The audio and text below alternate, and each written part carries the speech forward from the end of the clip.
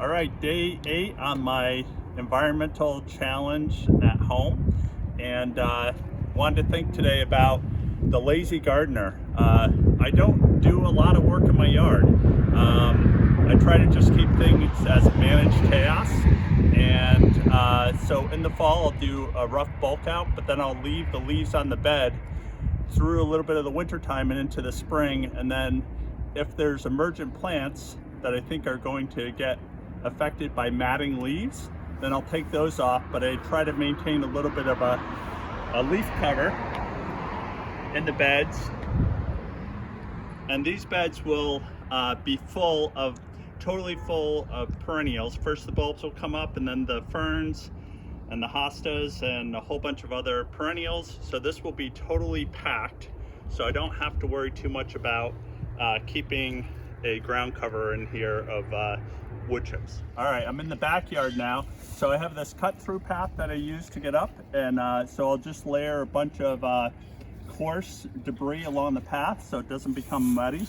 And then in the pachysandra, I just pull out the heavy leaves that are on top, but make sure that you leave the leaves underneath. Otherwise they'll dry out and you won't have healthy pachysandra.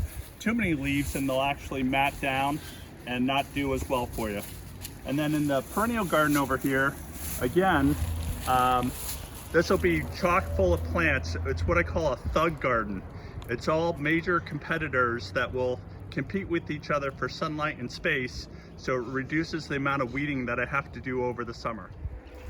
Okay, and then the last one I want to show you is this is a large phlox garden, and you can see that the crocus coming in the early spring, and then the phlox are up about this height, and they just totally own this space, and they stay in bloom for about a month, which is great, but I have to do very little weeding in here. And then I leave the stalks high all winter long so that insects can burrow in and overwinter.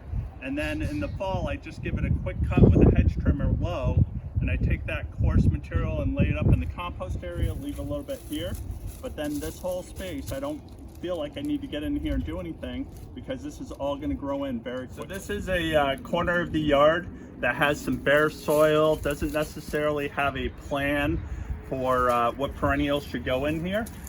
There was a tree that had come down with a winter storm, therefore we have all this bare area underneath.